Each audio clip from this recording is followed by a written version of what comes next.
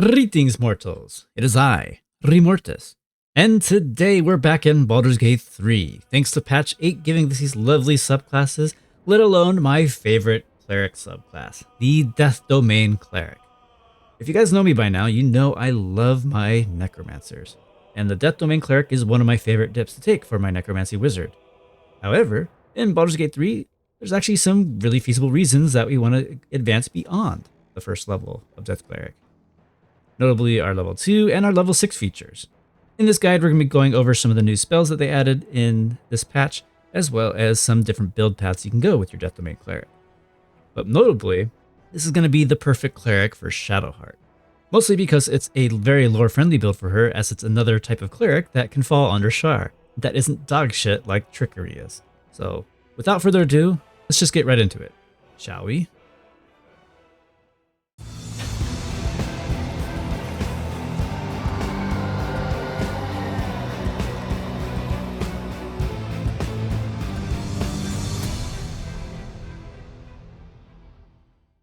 I just want to put a caveat out there that this is during the stress test, and everything here is subject to change. For the quick version of the guide, essentially you're either going to go 6 levels of Death Domain Cleric and 6 levels into either Necromancer Wizard or Spore Druid, or my favorite build is just 1 level of Death Domain Cleric and then the rest into Necromancy Wizard. There are probably some other builds out there too that are going to be very useful here. Maybe you decide to do Hexblade. Who knows? Other than that, though, the other thing that this guide is going to go over is the new spells that we got, notably the new Bursting Sinew, which is essentially the Corpse Explosion spell from the Divinity Original Sin.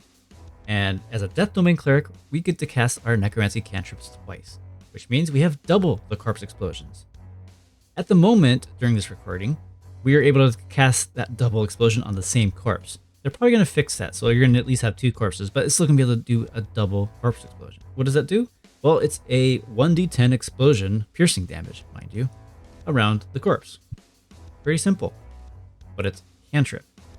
And then if you think about it, we get to cast 2 of them, so that's basically 2d10 between level 1 and 5. At level 5, it's going to get upgraded to 2d10, so double that.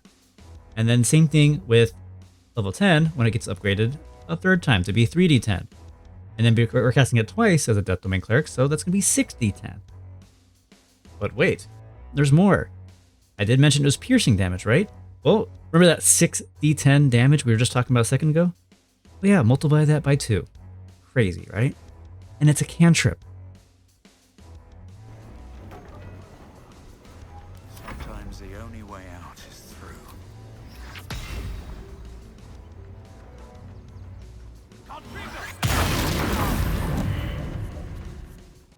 Although the one thing that is stopping this spell from being completely busted is that it is a cantrip, therefore it is a save or suck spell, meaning if an enemy succeeds their saving throw against it, they will take no damage. Alright, sorry for rambling there on the TLDR portion, but that's essentially the build. If you'd like to see a more detailed version of it, feel free to stick around. Otherwise, please like, comment, subscribe for more guides like these, and I'll see you in the next one. And for those of you who want to have the more detailed version of the guide, let's just get right into that now. Alright, so for level 1, how do we want to build this character? Well, before we even decide on what race we want to play as, what origins would be good for this? As mentioned, Shadowheart will be a very good candidate here. Mostly because it's very lore friendly for her god, Shar, and it's not a crappy cleric domain like Trickster is. So you could feasibly use this on her build and just respec her out of being a Trickery domain cleric. I think we can change it right away. Oh no, we can't. We have to wait till we get the Withers. That's fine. So as for races, it really doesn't matter too much at the end of the day. Play whatever you'd like. There are definitely going to be some pros and cons for each thing, but nothing is going to be game breaking. The build's going to mostly be the same no matter what you're playing as. So just play whatever your favorite race is, or just use it on Shadowheart. And because we can't edit Shadowheart's level 1 right off the bat, we're going to go ahead and use fake Shadowheart here to go ahead and set up your level 1. So you can do the same thing once you get Withers to respec your Shadowheart in your party.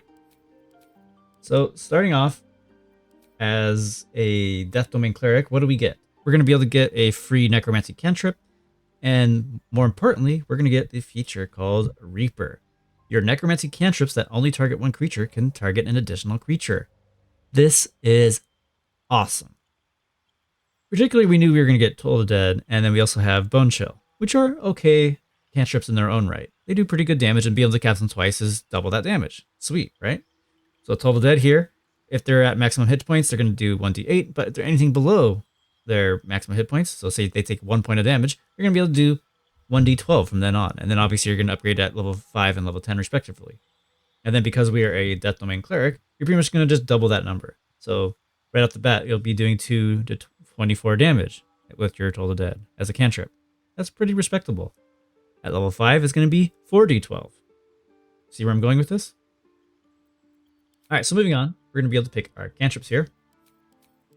What do we pick? Well, obviously we're playing a cleric, so guidance is a must-have. Thaumaturgy is okay as well, but what's this new spell right here? Bursting Sinew.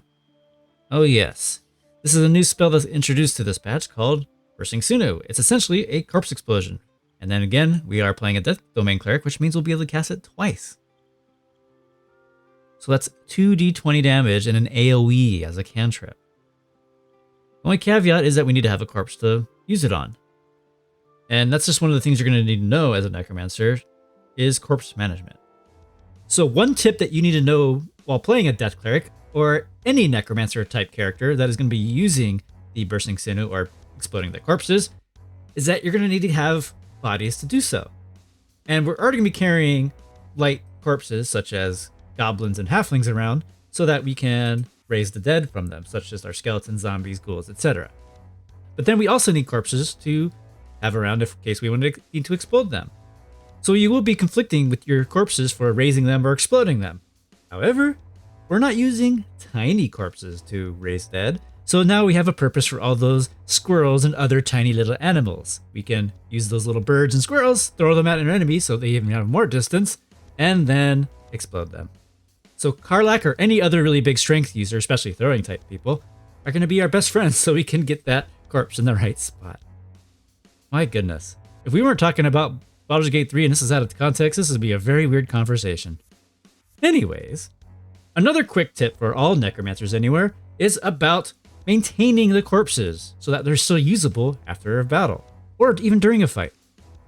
All corpses will be ruined if you use a certain element to kill them with. Elements such as fire, cold, acid, electricity, radiant, and necrotic will ruin the corpse completely and you cannot raise it or explode it otherwise. So be careful when killing any of your enemies that you intend to raise or explode. Try to focus on using slashing, piercing, bludgeoning, force, psychic, poison, or thunder. Those are all okay for our corpses. But again, fire, cold, acid, electricity, radiant, and necrotic have a good chance of ruining the corpse. Added elements to weapon strikes doesn't seem to affect it though, so it's strictly spell effects, so such as fireball, ice storm, lightning bolt, even our necromancy spells, so just be careful. Anyways, yeah, Bursting Sinew is crazy, and especially because it's piercing, we can do some even more shenanigans in the endgame, but we'll talk about that later. Alright, so we're gonna go ahead and pick up Bursting Sinew, and then you can either I usually pick up Thaumaturgy. It's pretty relevant in the early game. You can get advantage on intimidation checks or performance checks. There's a few of those in the beginning. And then we also get, so we get to pick another cantrip here. We're going to take Toll the Dead. We're going to pick up Bone Chill later. It has its uses, especially to cancel people's healing, such as the Fire Elemental in Act 1, as well as a certain boss in Act 2. And then moving on to stats. We're playing a cleric. We're going to be maxing up our wisdom, 100%. If you decide to use the hag hair or not, that's up to you. But if you are for sure going to be using the hag hair on your Death Domain Cleric or Shadowheart, you want to max your wisdom to 17. Otherwise, you can get by a 16, and then you can make your other stats a little bit more even. Alright, so this is kind of a min-maxy version of the build. I suppose you can do either Charisma if that's your main character, or if it's going to be Shadowheart, you might want your strength a little bit higher. So this is a pretty min-maxy, kind of well-rounded build here. We got 10 strength, 14 dexterity, so again for the armor class and the initiative. A 16 in constitution, so we can make sure we have a little more hit points and also get a higher concentration bonus to maintain our concentration of our spells, because clerics have a lot of really good concentration spells. Spirit Guardians. Excuse me. And of course, we're going to max out our wisdom. Now, if we know we're not going to use the hag hair on Shadowheart, you can get by with a 16 wisdom just fine, because only even numbers matter, and as long as you keep increasing it by 2, you'll be good to go. Where do you want to put these last 2 points? Well, if it's on Shadowheart, you can put it in Intelligence to give her a little bit more skill checks, I suppose. Charisma not too important because she's not going to be talking to anybody. You can put it in Strength to help her carry more stuff. So really, it's not going to matter too much because it's only going to increase things by 1. So like it's Dexterity or Wisdom. So whatever you want to do with it, doesn't really matter. You can put it on Strength. That's probably the better spot, just so she can carry more loot. That's about it. Again, otherwise you might want to max your Wisdom. All right, and that is level 1. Let's go ahead and move to level 2 now. Moving on to level 2, we'll be using fake Shadowheart here since she left our party on the save file. But alas, at level 2 we'll be getting our Death Cleric feature, Touch of Death. When you hit a creature with a melee attack, you can use your Channel Divinity to deal extra necrotic damage. Well, this is not too bad of an ability, but we only get 1 to 2 Channel Oaths about every short rest or so. But it's a nice little bit of extra damage, and it actually can come in pretty clutch sometimes to make sure you finish off that enemy.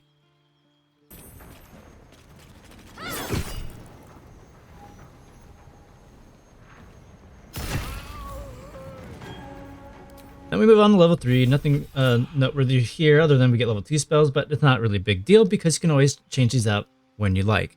Because we are a prepared spellcaster, so we have all cleric spells known, and you can just interchange them as you see fit.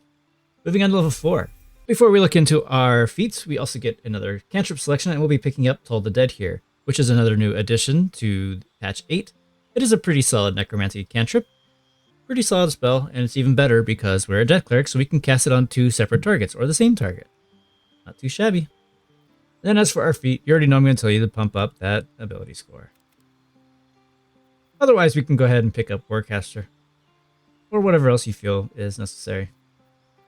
Alright, at level 5, we get access to a lot of lovely level 3 cleric spells, such as Spirit Guardians, where we can change it to be using Radiant Damage or Necrotic, which actually comes into play in our next level.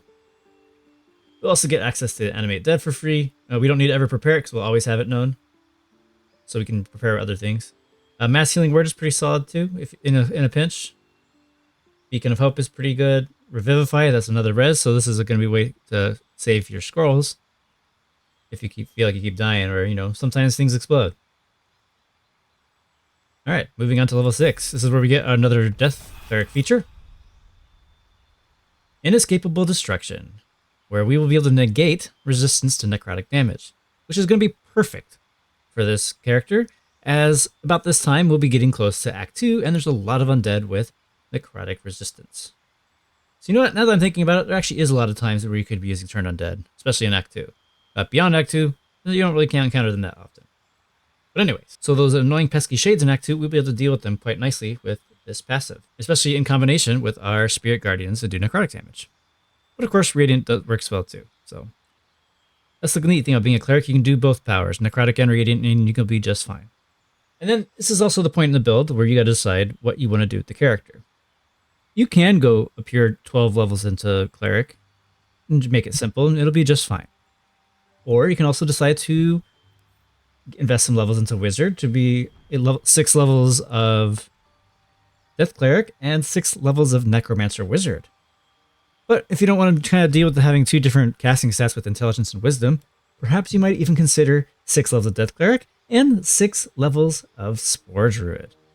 They both use Wisdom. They don't really gain anything in terms of proficiencies, but the Spore Druid has a lot of neat Druid spells that they have access to, but they also will have their special Spore zombies to go in addition with your other zombies from your Animate Dead. So that's just something to consider. But for the sake of simplicity right now, we will just go ahead and do pure cleric for this build, and then we'll show the other 2 builds in a moment. When it will be a lot faster in those level ups, though, since I won't be explaining as much, hopefully. All right, at character level 7, we will have access to our level 4 cleric spells. Let's go ahead and just look at those. Oh, I guess not. I skipped over it. I guess we can look at them now. So level 4, we get access to Guardian of Faith, Freedom of Movement, and Banishment. So Guardian of Faith is actually really sweet. You just put a little circle around on the ground, and pretty much anything in there is going to get attacked, but it's a pretty decent spell. Otherwise, you'll just be upcasting your other spells. Alright, and then we get another feat at level 8. We can either decide to top off our Wisdom if we don't have the Hag's Hair, but assuming that you do have the Hag's Hair, we're probably going to pick up Warcaster. so we can maintain our concentration checks on our lovely spirit guardians, because that is the bread and butter of any cleric. So Warcaster it is. Moving on to level 9, we get access to level 5 spells, and we actually get a few decent choices here as well. We get Flame Strike, which is a lovely AoE that also does fire and radiant damage. We get Greater Restoration, so we can get rid of petrification, stuns, and charms. Doesn't come into play too often, because usually it's better to just eliminate your opponents rather than nullifying whatever ailment they gave you. You get Mass Cure Wounds. I don't really ever cast this, but it is decent for healing. Dispel Evil and Good could be worthwhile as well. I imagine not many people use this too often. Contagion's an okay spell, but we also have access to it from just us being a Death Cleric. But more importantly here, we get access to Cloud Kill, one of my favorite spells in the game. Nothing like committing war crimes on Faerun, which is what makes you conjure a big poison cloud that, and anyone that stands inside of it will take a lot of poison damage. And then since we're a Death Cleric and most likely be running around with some undead minions, it's going to be fantastic because those undead minions do not get hurt by Cloud Kill. Love that spell. And the best part about it, in my opinion, is that while you're concentrating on it, you can still cast it every turn, so you can keep moving it around, and it'll do that initial damage each time. I don't think that was intentional, but being able to move it around usually is intentional, so that we can make sure people keep getting stuck in it and, suffocate. Your poison. Alright, at Cleric level 10, we get our access to Divine Intervention, which is a pretty cool spell that clerics can use. You only can cast it once per game. Most people just tend to make a weapon out of it. It's like, I believe it's a +3 weapon with like another effect on it. I don't recall off the top of my head. But the other ones, I think it's like a big AoE heal that heals your whole party and resurrects them. I forget the other one. I think it does damage. But usually you'll use that in a pinch, or if you just really want that weapon. You get to pick up another cantrip here. If you haven't picked it already, you guys can pick up Thaumaturgy to get some advantage on intimidation and performance checks, even though they aren't too prevalent. But, it is what it is. Moving on to level 11, we got access to our level 6 spells. We got Create Undead, which will allow us to summon an actual mummy. They're pretty solid, but they need to be hitting things that are feared. So you could use like those other Necromancy Fear spells that I didn't talk about that we have access to. We also get Planner Ally, which will let us summon a demon or an angel to fight alongside us. Pretty solid unit. You got Heal, which is pretty cool. It will heal for a solid chunk of health there, 70, no rolls whatsoever, and it will remove blindness and any diseases. Pretty cool. But come on, we're bringing a Necromancer here. We're going to be using Harm. We'll reduce your maximum hit points, but we'll never get lower than 1. So this is going to be cool, especially on the enemies that are healing a lot. Cast this on them and then they're screwed. You also get Hero's Feast, which is pretty cool from what I understand. I never actually used it myself. Gives you a lot of HP increase and also advantage to wisdom saving throws, which can be very useful against the psionics and mind flayers. We also get Blade Barrier, which is a really fun spell. So pretty much all these level 6 spells are pretty good for the cleric. And lastly, we are at level 12. And finally, we are at level 12 to get our 3rd feat. There are plenty of good choices to pick. You can go with Medium Armor Master if you so desire, if you really feel like you have enough dexterity to make it worthwhile for you. Or maybe you want to get Spell Sniper so you can lower the crit threshold you need to crit on your spells. Also, you'll get another cantrip, which you can, pick one of these if you so desired. We already have access to that, or we should anyways. Yeah, really isn't too many standout choices at this point because we're in theory, we're going to be maxed out with our wisdom already. And we already have a Warcaster, so really pick whatever you desire here, whether it's tough or maybe you get resilient constitution. So you can increase your constitution here. You also get proficiency in the saving throw, which is increase it by +2, which is going to be quite useful to help make sure you maintain those concentration checks. So probably resilient constitution is the way to go here. And that's the build for level 12. So now that we have the pure cleric out of the way, how would we make this build for a necromancer death cleric? Well, you would still start off as a death cleric at level 1 just to get out of the way, but also to get your armor proficiencies right out of the way as well. We will get our saving throw proficiencies in charisma and wisdom. Both of them are pretty solid to have. Otherwise, the wizard has intelligence and wisdom. Either way, wisdom is what we want. to have a resistance against, because some of those spells that affect wisdom are the most debilitating, such as like mind control and things like that. As for your cantrips, pick whatever you desire here. Make sure you get guidance though. I wouldn't worry about the necromancy cantrips too much because we're going to pick that up all at level 2 in our wizard level. I kind of goofed up when I recorded it, so yeah. Moving on to our stats. Which stat will we be prioritizing? Well, I'm going to be prioritizing intelligence. We don't really need that much wisdom. Maybe we'll leave it at 12 just so we can have a few spells. But really, we're going to be sinking most of our levels into the intelligence. It probably doesn't really matter too much at the end of the day, but if we're going to be investing more levels in Necromancer, Wizard, we're going to need to have more intelligence. So we're going to go ahead and bump down our charisma and our strength all the way down as far as it can go. We'll bump up the intelligence with the +2 there. So if you want to have a little bit of wisdom, so you can at least cast an extra cleric spell, you could leave your stat line like this.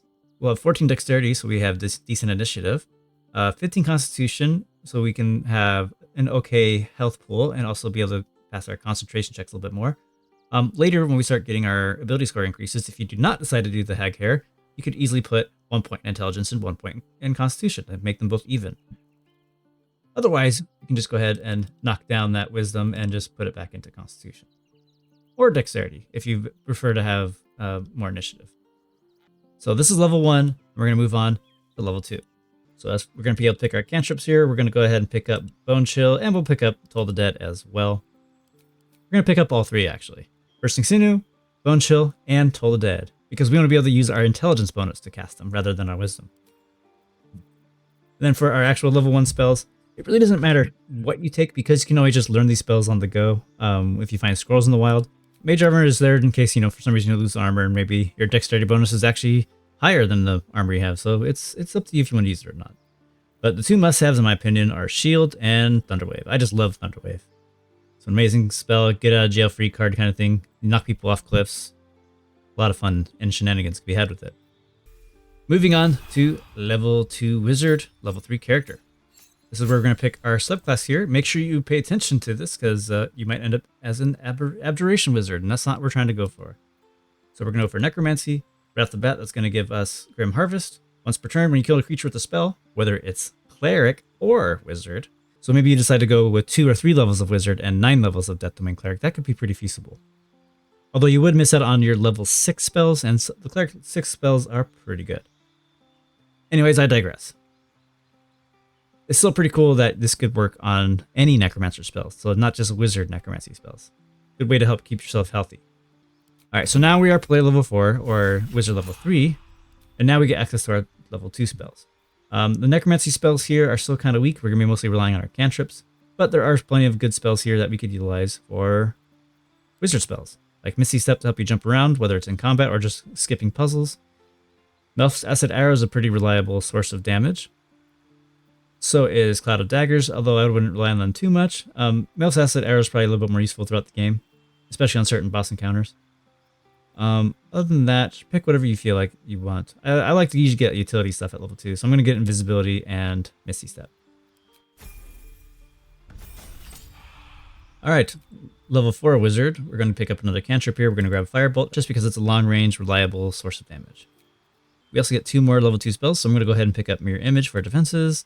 And, let's go ahead and get that Melf's Acid Arrow after all. And then we get a feat, and we're...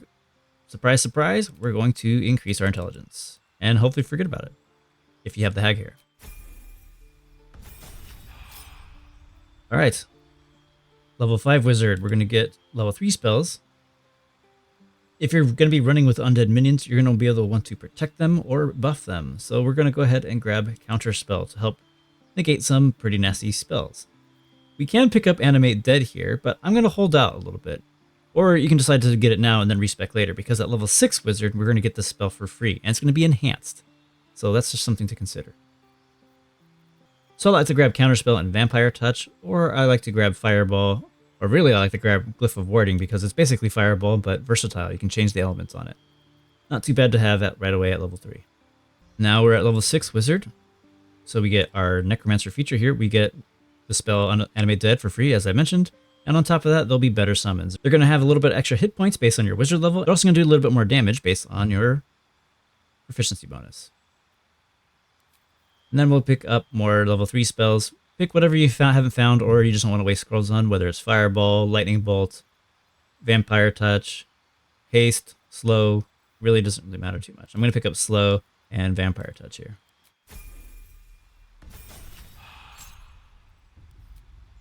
Alright, we are now Wizard level 7, so we have level 4 spells. There's some pretty good ones here and some pretty mediocre ones. I'm a big fan of Conjure Minor Elementals. It's not the best Conjure spell, but hey, extra bodies on the field is always nice. Wall of Fire is a phenomenal concentration spell, but you gotta be careful because your minions will often die into it. So you gotta be just be careful how you place it. Ice Storm is one of my favorite AoE spells just to throw out. It does pretty solid damage, but more importantly, it'll coat the area you just hit with ice, and enemies will slip and slide all over it. But be warned, because your minions will do the same thing, because most undead have awful dexterity bonuses. So we're going to pick it anyways, because it's fun watching those zombies slip and slide, and the ghouls too. You can also pick up Blight here, but I'm pretty sure it's a single target, and it's not that great. So we're going to abstain for that at the moment. We're going to pick up Conjure Minor Elementals, or we can pick up Wall of Fire. If you feel like you enjoy that spell, by all means go ahead and use it, but I'm pretty sure if I recall, it's not an AoE. It's been a minute since I played, so I apologize. You know, we'll get it anyways, just to be safe, and we'll grab Dimension Door, just so we can get around some annoying puzzles at this point in the game. Also, at level 8, we're going to get another feat, and we're going to just go ahead and pick up Warcaster so we can maintain concentration on our spells. Alright, at level 10, we get Wizard level 9, so that means we have level 5 spells. And what spell do we want to maintain concentration on? Well, Cloud Kill. As I mentioned before, I love this spell. And we're going to go ahead and grab Conjure Elementals. This is going to make some big beefy elementals help fight for you. I usually go for either the Fire Elemental or the Earth one. Really doesn't matter too much. They're all going to do you well. Alright, now we get another cantrip at level 10 Wizard. You can pick whatever you want here. Doesn't really matter too much. I guess I'll pick Friends, but by now it's probably not too useful because you're near the end game and you probably have somebody else talking to things for you. But with our 8-carat charisma, maybe we get advantage on a charisma check and we might actually be able to talk to somebody. Otherwise, you can do some stuff with some shenanigans with Minor Illusion. If you don't already know those shenanigans, you can probably look it up somewhere. But anyways, we're going to pick some more level 5 spells here. We're going to go ahead and grab whatever, really. I guess Cone of Cold and whatever other spell you didn't get from before that you really want. Let's do Telekinesis. So we can throw zombies at people. Why not? Alright, and then level 12, we get our Wizard level 11. Now we have access to level 6 spells. There are some good choices here. The main contenders I think you want to look for are Chain Lightning, Circle of Death, and Create Undead. Really, we're just going to go with these. Well, actually, you can go with whatever you want. I think I don't really see Create Undead too often though, so maybe keep that. You might actually pick Disintegrate as well, because Disintegrate scrolls are very valuable. So maybe go with Create Undead and Disintegrate, because you'll be able to find Chain Lightning, Circle of Death scrolls fairly regularly from some of the merchants. All right, and that is the level 1 Cleric and level 11 Wizard. Why else do we want to make sure we go around this path? Because honestly, I don't really have a good answer of why you would just go to 11 Necromancer. I mean, I suppose the level 6 Cleric and level 6 Wizard will still get up to level 6 casting, like you see here. Because we are still a Wizard, we could still feasibly scribe all these spells we picked up. So maybe the 6 levels of Cleric into 6 levels of Wizard is probably more viable than this one. It's really up to you and how you want to play your game, though. So I think this build is fine. 6 Cleric, 6 Wizard is also fine. It's just there's advantages to both sides, I suppose. I guess because you could, I don't know. All right, so yeah. And then lastly, there's also the 6 Cleric and 6 Spore Druid, which is pretty straightforward. If you've seen my Spore Druid Necromancer video before, it's pretty much the same build. There's nothing really too different that we're going to be able to grab here on the Druid side of things. Mostly because, A, we're going to be using Wisdom for both sides, so it doesn't really matter what you pick as Spore Druid. And you'll probably be able to just pick your more Druid-centric spells, because the Death Cleric is going to have the same things. The only main difference is that you're going to have your Spore effects from the Spore Druid. In which case, you're definitely going to make sure you pick up the Spore Druid armor in Act 3 to get the haste spores so you can get all of your undead minions to go nuts. But anyway, that's pretty much the build, guys. And as far as items goes, there's plenty of really good stuff to go by. You could look at my other Necromancer videos to see what's good there. It's going to be good here as well. Perhaps there's going to be some stuff that's you're going to really want to look at that actually applies the healing side of things, because clerics have heals, obviously. But I'm not going to cover items too much because that's going to make these videos way longer than they need to be, and I'm trying to pump these out real quick while the iron's hot, you know. So I apologize for that. If you guys have questions about specific items or things like that nature, by all means, ask away in the comments, and I'll be able to help you as soon as I can, or hopefully somebody else will be able to comment for you. But that's pretty much the build in a nutshell. I just wanted to showcase some of the stuff because Necromancy is back, baby. The corpse explosion, let alone double corpse explosion, thanks to us being a Death Cleric, it's just crazy. It is nuts. Being able to use a corpse explosion, especially in combination with the ballast armor, to do double that, and then we're already doubling that as a Death Cleric anyways. It's just bonkers to me that slid by. It's just wild that they made it piercing in general. Like, so right now it's 3 to 30 damage, and then we cast it twice. That's 6 to 60 damage. And then if you double that, so it's 6 to 60 damage times 2, whatever the outcome is, because of the ballast armor, the vulnerability to piercing. It's just gonna be nuts. It's gonna make things a little bit easier. So either they need to change that to some other kind of element. Maybe they'll make it poison or necromancy. I don't know. But piercing, I don't think that was the right call. But anyways, we can still abuse it until they fix that, right? Okay, guys. Thank you so much for watching. Please like, comment, subscribe for more guides like these. Or by all means, tell me how you prefer to build your Death Cleric build down below in the comments, or tell me how stupid I am, or that you want to complain that I'm not putting items in the build. Either way, thanks again so much for watching, and I'll see you guys in the next video. Farewell for now.